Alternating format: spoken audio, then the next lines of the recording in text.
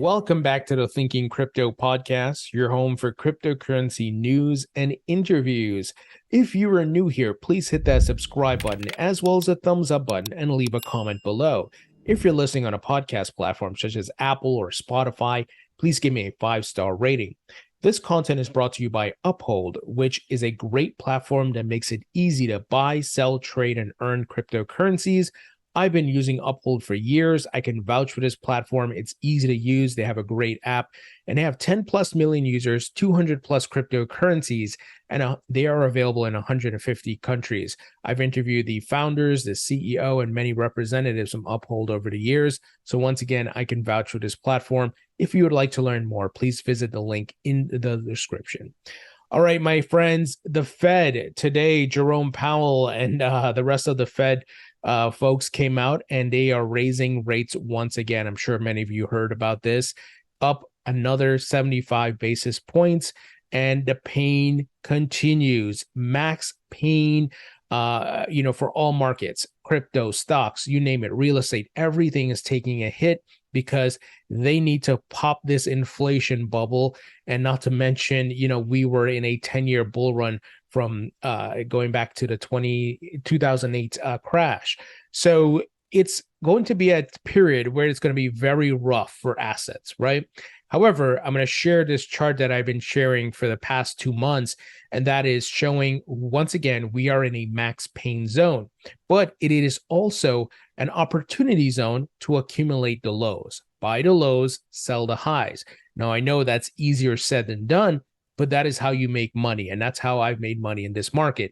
In 2017, when I took some profits and the market started correcting in 2018, we saw, really, really bad corrections in 2018, and the prices tanked significantly, and that went into 2019. But then in 2019, we saw a rally, not to new all-time highs, but a rally where you could have swung trade, right? And I think that's what's going to happen next year. I think the Fed is going to pause next year after their consistent raising of rates. I think they're going to turn a bit dovish, and I think markets are going to start rallying. Once again, not to new all-time highs, but you could swing trade that and take some profits there.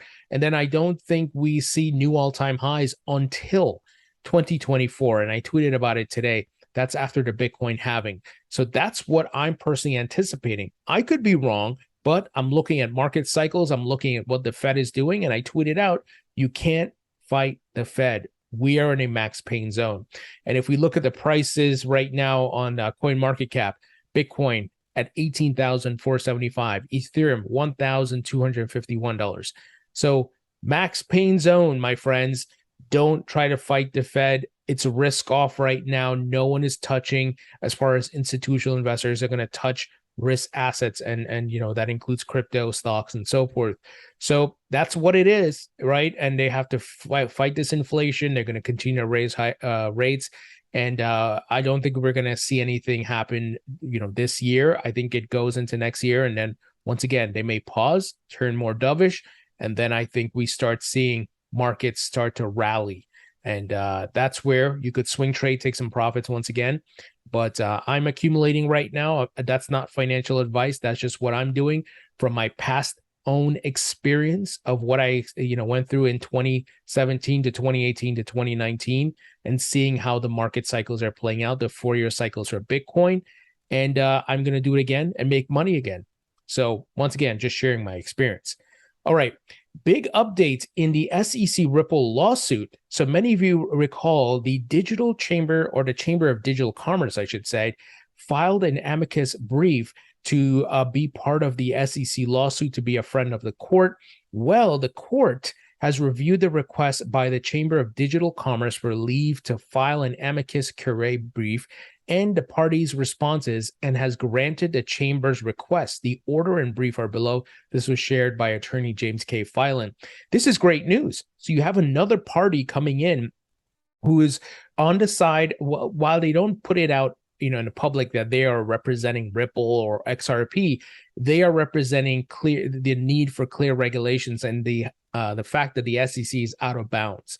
So take it for what it is. I know it's not, what John Deaton is doing, representing XRP holders specifically, but this is great, guys. There's more people and more organizations backing for the folks in the crypto community now. So I see this as a major positive. And by the way, I will be interviewing the attorney who put together this amicus brief.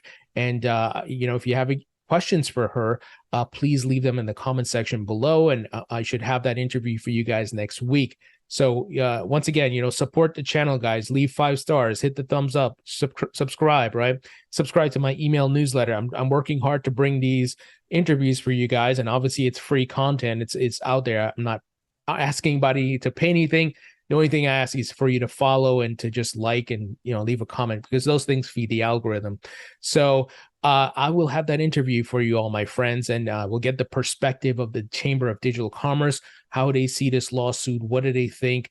I'm going to ask all the questions, so be sure to have that notification bell enabled. But this is great news. Now, Ripple CEO Brad Garlinghouse is currently at the what's the conference called? Mainnet. My goodness, I couldn't even remember that. Which is held by Ryan Selkis of Messari. I've interviewed Ryan on the channel. Y'all may recall he was a big Ripple critic years ago. Now it's so funny. He's on the side of Ripple and XRP because he even sees the SEC is going nuts. And I think there's a lot more support for Ripple now because people see this is more than just Ripple. This is an attack on the entire crypto asset class. Well, anyway, Mainnet today, Brad and Ryan shared the stage. They had different things to say, and Eleanor Toretta Fox Business tweeted out some of the quotes. She said here that one thing that Ryan Selkis and Brad Garlinghouse agree on is their stances on the SEC. Ryan said, if the mission of the SEC is to protect investors, promote fair and efficient markets and capital formation, then there's 0 for 3, and that's not going to change until there's new leadership.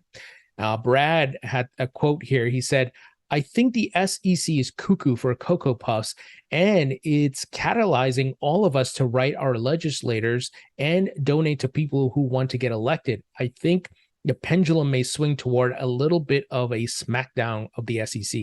And once again, Congressman Tom Emmer, who I've interviewed, what has he said? A new day's coming. He if the Republicans win this midterm, oh man, Gary Gensler and the SEC are going to be in big trouble.